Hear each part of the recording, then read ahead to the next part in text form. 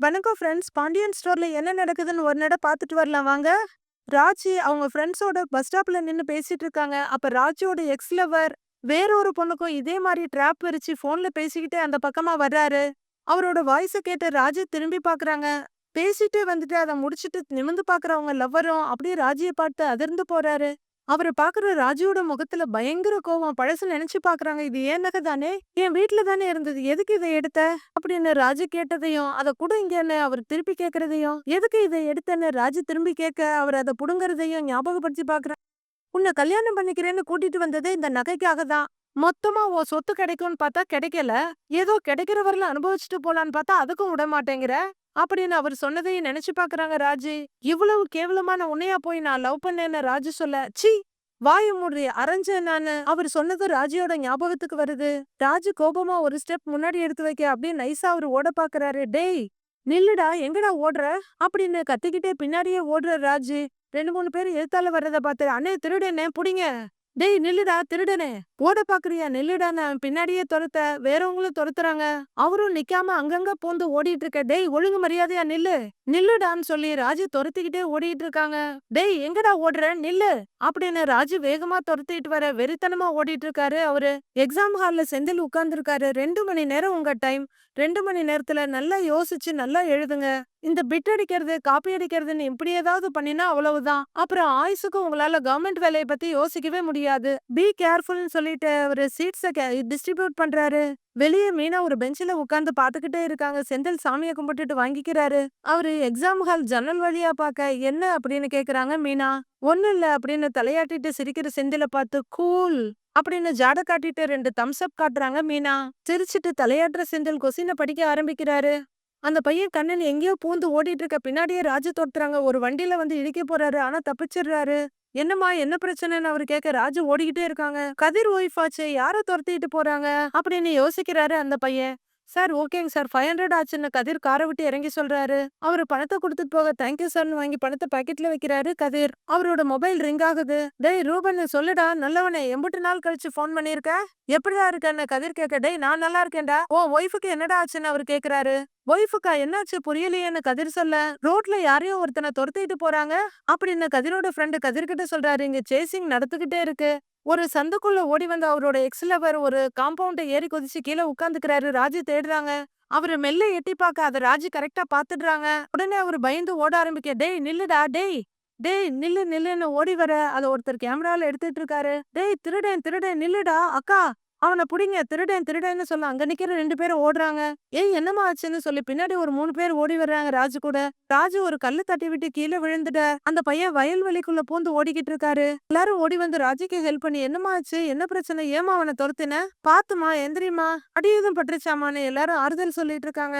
Exam ஹாலுக்கு வெளியே உட்கார்ந்துருக்க மீனா வெயில் தாங்காம புடவை தலைப்படுத்து தலையில போடுறத செந்தில் பாக்குறாரு. பயங்கரமான வெயில்ல அவங்க வேர்த்து வழிய கையில விசிறிக்கிறத பாத்துக்கிட்டே உட்கார்ந்துருக்கவர் முன்னாடி எக்ஸாம் இன்விஜிலேஷன் வந்தவரு பெஞ்ச தட்டி எழுந்திருங்கிறாரு. விட்டதும் வச்சிருக்கியாப்பான்னு அவரோட ஷர்ட் பேண்ட் எல்லா இடத்துலயும் செக் பண்றாரு. இல்ல சார் இல்ல சார்ங்கிறாரு செந்தில். விட்லாம் எதுவும் இல்லங்க சார்னு செந்தில் சொல்ல நானும் வந்ததுல இருந்து பாக்குறேன்.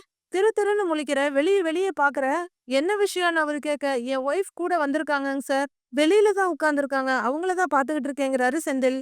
இன்விஜிலேஷன் வந்தவரும் வெளியே பாக்காங்க. மீனா வெயில்ல உட்காந்துட்டு விசிட்டு இருக்காங்க. பொண்ணுங்க பரீட்சை எழுத வந்தாதான் அப்பா அண்ணன் புருஷன் யாரையாவது கூட்டிகிட்டு வருவாங்க.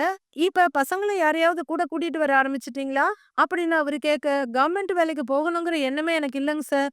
அந்த எண்ணம் வந்ததுக்கு காரணமே என்னோட ஒய்ஃப் தான். வேலைக்கு அப்ளை பண்ணதுல இருந்து இப்ப வரைக்கும் எல்லாத்துக்கும் சப்போர்ட்டா இருக்கிறது அவங்கதான் அப்படின்னு செந்தில் சொல்ல பரவாயில்லையேப்பா இப்படி ஒரு பொண்ணு கிடைக்க நீ கொடுத்து வச்சிருக்கணும். அந்த பொண்ணுக்காகவாவது நீ நல்லபடியா எக்ஸாம் எழுதுன்னு அவரு சொல்ல சரிங்க சார் தேங்க்ஸுங்கிறாரு செந்தில். உட்கார்ந்து எழுதுப்பாங்கிறாரு அவரு. கதிரும் கார்ல அவரு ஃப்ரெண்டு சொன்ன இடத்துக்கு வந்து நின்னு அங்க இங்கேயும் பாத்துட்டு இருக்காரு. ஏமா இப்படியாமா கண்ணு மண்ணு தெரியாம ஓடி வருவ கொஞ்சம் பாத்து வரக்கூடாதுன்னு அவங்க எல்லாம் ஒரு கும்பலா நிக்கிறத பாத்துட்டு அங்க ஓடி வர்ற கதிர் எட்டி பாக்குறாரு. அங்க ராஜு இருக்கத பார்த்து பதறி போய் ராஜி ராஜி என்னாச்சு ராஜி என்ன இங்க உட்கார்ந்துட்டு இருக்க நீ யாரதையோ துரத்திட்டு போனதா சொன்னாங்க. யாரு என்னாச்சு அப்படின்னு அவங்க பேக் எடுக்கிறாங்க. பேக் எடுக்கிற கதிரை பார்த்து நீங்க யாருங்கன்னு ஒரு லேடி கேக்குறாங்க. நான் கதிருங்க அப்படின்னு அவரு சொல்ல இந்த பொண்ணுக்கு நீங்க யாருன்னு கேக்குறாங்க இந்த லேடி. ஒண்ணுதான்ப்பா கேக்குறாங்க. இந்த பொண்ணுக்கு தெரிஞ்ச பையனா நீ அப்படின்னு இன்னொருத்தர் கேக்குறாரு. அப்படிங்கிற கதிர் இல்லன்னு தலையாட்டிட்டு நான் இவங்களோட ஹஸ்பண்ட்ங்கிறாரு. ராஜு கதிரை பாக்குறாங்க. உன் பொண்டாட்டி தானா இது எவனோ திருடனை துரத்திக்கிட்டு இந்த ஓட்டம் ஓடி வருது அவன் தப்பிச்சு போயிட்டான். பாவம் இந்த புள்ள கீழ விழுந்து கிடக்குது. கையில கால்ல அடிபட்டிருக்கான்னு அந்த லேடி சொல்ல, அடிபட்டிருக்கா? எங்க அடிபட்டிருக்கு? கைய காட்டுன்னு கதிர் பதறாரு. ஒண்ணும் இல்ல சரியா போயிடும். ஜாக்கிரதையா இருக்கலாம்ல. ரொம்ப வலிக்குதா? அப்படின்னு கதிர் ரொம்ப அனுசரணையா கேட்க, ஆமாங்கிற மாரி தலையாட்டுறாங்க ராஜு. ரொம்ப பெரிய பெரிய வண்டிலாம் போற ரோடுப்பா இது. ஒண்ணு கிடக்க ஒண்ணு ஆயிருந்தா என்னப்பா பண்றது? அப்படின்னு ஒருத்தர் சொல்றாரு. ஏன்பா ஏதாவது பொருள் திருட்டு போனா போலீஸ்ல கம்ப்ளைண்ட் குடுத்து மீட்டுடலாம். உசுர் போனா என்னப்பா பண்ண முடியும்? அப்படின்னு ஒரு லேடி சொல்றாங்க. சரிப்பா கூட்டிட்டு போப்பா. நீயும் கிளம்புமா. பார்த்து கவனமா இருமான்னு இன்னொரு லேடி சொல்றாங்க. ரொம்ப நன்றிங்க. அப்படிங்கிற கதிர் ராஜுவோட பேக் எடுத்துட்டு ராஜு வா போலான்னு அவங்களுக்கு ஹெல்ப் பண்றாரு. ராஜு கொஞ்சம் சிரமப்பட்டு எந்திரிக்க ஓகே தானே? அப்படின்னு கதிர் கேட்க தன்னோட கைய புடிச்சிருக்க கதிரோட கைய பாக்குறாங்க ராஜி. கதிர் மெதுவா கைய எடுத்துக்க ராஜி பின்னாடியே நடக்க ஆரம்பிக்கிறாங்க. கார் கிட்ட வந்ததும் என்னாச்சு? என்ன பிரச்சனை? என்ன திருட்டு போச்சு? நகையா? பணமா? எதுவா இருந்தாலும் இப்படி ரோட்ல துரத்திட்டு ஓடணுமா என்ன? அப்படின்னு கதிர் ரொம்ப மெதுவா ராஜு கிட்ட கேக்குறாரு. நான் அவனை பார்த்தேன். அப்படின்னு ராஜு சொல்ல, அவனா? யார? அப்படின்னு கதிர் சொல்ல, கண்ணனை பாத்தேங்கிறாங்க ராஜி. கண்ணனா? எந்த கண்ணன் கேக்குற கதிருக்கு அப்பதான் லைட்டா ஞாபகம் வர ஆரம்பிக்குது. அவனையா துரத்திட்டு ஓடுனேன்னு கதிர் கேட்க ஆமான்னு தலையாட்டுறாங்க ராஜி. எங்க வச்சு பார்த்தேன்னு கதிர் கேட்க நான் டியூஷன் எடுக்க போயிட்டு இருந்தேன்ல. அப்ப என் ஃப்ரெண்ட்ஸ பார்த்தேன். அவங்க கிட்ட பேசிக்கிட்டு இருந்தேன். அப்படியே திரும்பி பார்க்கும்போது கண்ணன் மாதிரியே தெரிஞ்சது. அவனை பார்த்தேன். அவனை துரத்தி பிடிக்கலான்னு நினைச்சேன். அதுக்குள்ள அவன் தப்பிச்சிட்டான். அவனை துரத்தி ரொம்ப தூரம் ஓடுனேன். ஆனா அவன் அதுக்குள்ள எஸ்கேப் ஆயிட்டான். அப்படின்னு ராஜு கொஞ்சம் நடுக்கத்தோடயே சொல்லி முடிக்கிறாங்க. நீ எனக்கு ஒரு ஃபோன் பண்ணியிருக்கலாம்ல. எதுக்கு அவன தொரத்திட்டு ஓடினேன்னு கதிர் கேக்குறாரு. இல்ல எப்படியாவது அவன புடிச்சிடணும்னு நினைச்சேன். அவன் தப்பிச்சுட்டான். எனக்கு ஒரே ஒரு உதவி மட்டும் பண்றியா?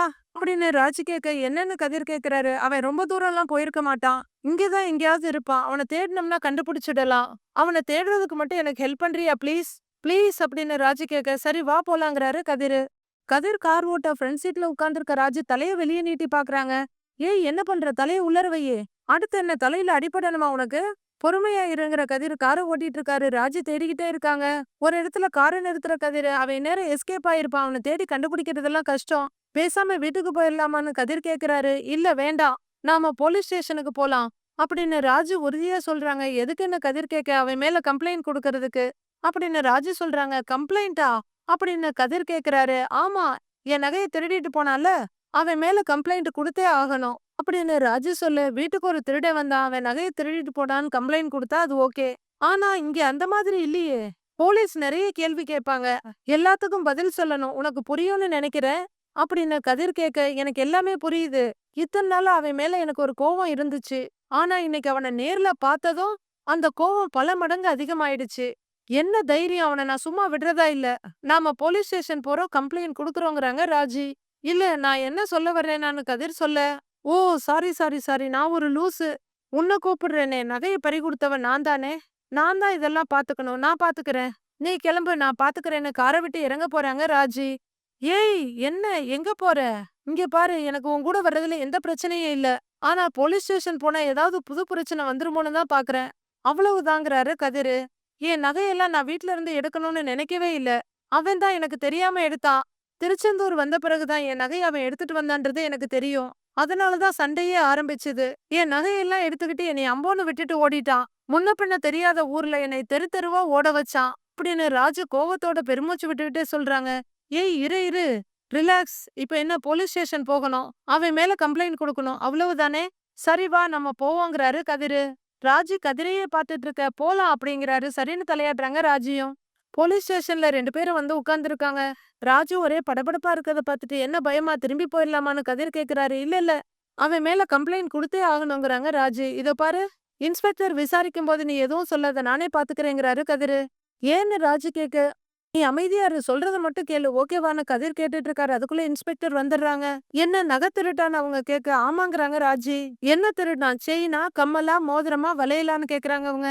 செயின் கம்மல் வளையம் மோதிரம் எல்லாமே தாங்க மேம்ங்கிறாங்க ராஜி. எத்தனை பவுன்னு அவங்க கேட்க எல்லாம் சேர்ந்து மொத்தமா ஒரு 100 பவுன் இருக்குங்கிறாங்க ராஜு. ஏமா 100 பவுனை போட்டுக்கிட்டு யாராவது வெளியில போவாங்களா? அப்படின்னு இன்ஸ்பெக்டர் கேட்க இல்லங்க மேடம். நகை திருட்டு போனது இப்ப இல்ல 6 மாசத்துக்கு முன்னாடி. ஆனா நகை திருடினவன நாங்க இப்பதான் பார்த்தோம். அதான் கம்ப்ளைண்ட் குடுக்கலான்னு வந்தோங்கிறாரு கதிரு. இருப்பா 6 மாசத்துக்கு முன்னாடி 100 பவுன் நகை திருட்டு போயிருக்கு. அத திருடினவன் யாருன்னு உங்களுக்கு தெரியும் அப்படிதானே? அப்படின்னு இன்ஸ்பெக்டர் கேட்க ஆமாங்க மேடம்ங்கிறாரு கதிரு. அப்புறம் ஏன் 6 மாசம் போலீஸ்ல கம்ப்ளைண்ட் பண்ணல? அப்படின்னு இன்ஸ்பெக்டர் கேட்க கதிர் ராஜிய பாக்குறாரு. என்ன பிரச்சனை? என்ன நடந்ததுன்னு கொஞ்சம் தெளிவா சொல்றீங்களான்னு இன்ஸ்பெக்டர் கேக்குறாங்க. நான் சொல்றேன் மேம். நான் ஒருத்தன விரும்புனேன். என் விருப்பத்துக்கு மாறா வேற ஒருத்தரோட எனக்கு கல்யாணம் நிச்சயம் பண்ணினாங்க. அதுக்கப்புறம்னு ராஜி சொல்ல டக்குன்னு தடுத்துடுறாரு கதிரு. நிறுத்து ராஜி. இரு ராஜி. இதுக்கு மேல நானே சொல்றேங்க மேம்னு கதிர் ஆரம்பிக்கிறாரு. இல்ல நானே சொல்றேன்னு ராஜி சொல்ல, இல்ல நானே சொல்லிடுறேன். அப்படின்னு கதிர் சொல்ல, யாராவது ஒருத்தர் சொல்லுங்க.